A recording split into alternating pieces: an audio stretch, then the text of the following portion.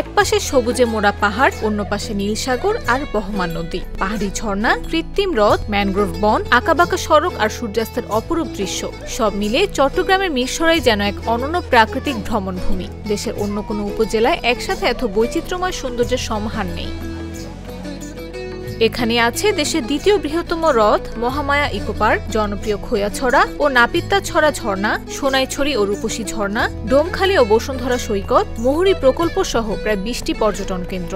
বর্ষায় ঝর্ণার কলকল ধ্বনি কিংবা শীতে কুয়াশার আস্তরণ প্রতিটি ঋতুতে ভিন্ন রূপে ধরা দেয় মিরসরাই। প্রতি বছর প্রায় 5 লাখ পর্যটক এই সৌন্দর্য উপভোগ করতে ছুটে আসেন। তবে পর্যটনের এমন অপার সম্ভাবনা থাকলেও অবকাঠামো ও নিরাপত্তা ঘাটতি এখানে সবচেয়ে বড় বাধা।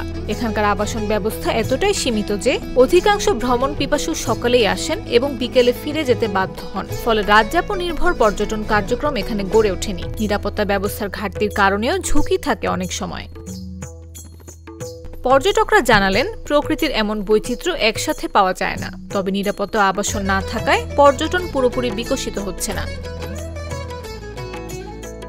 স্থানীয় স্বেচ্ছাসেবীরা মনে করেন, মিরসরাইয়ের পাহাড়, ঝর্ণা থেকে সাগর সবকিছু মিলিয়ে এটি একটি পূর্ণাঙ্গ ইকো ট্যুরিজম জোনে পরিণত হতে পারে। এজন্য সরকারি বেসরকারি উদ্যোগে আবাসন, নিরাপত্তা এবং সড়ক অবকাঠামো উন্নয়ন জরুরি। উপজেলা নির্বাহী কর্মকর্তা সুমাইয়া আক্তার জানান, বন বিভাগ, ট্যুরিস্ট পুলিশ, স্থানীয় সংগঠন ও ইজারাদারদের সঙ্গে একযোগে কাজ চলছে।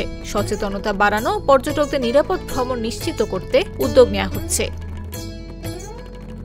মিরসরাই আজও লুকিয়ে রাখা এক নৈসর্গিক রত্ন। পরিকল্পিত পদক্ষেপ নেওয়া গেলে এই পাহাড়, নদী, সাগরের জনপদ একদিন দেশের পর্যটন শিল্পে বড় পরিবর্তন আনতে পারে। নিউজ ডেস্ক, জাগো নিউজ। নায়াসিনামাইড ও স্যালিসাইলিক সমৃদ্ধ লিলি ফেস ওয়াশ, যা ফেসের ডেড স্কিন সেল দূর করে দেয় দ্বিগুণ ফাস্টার ব্রাইটেনিং।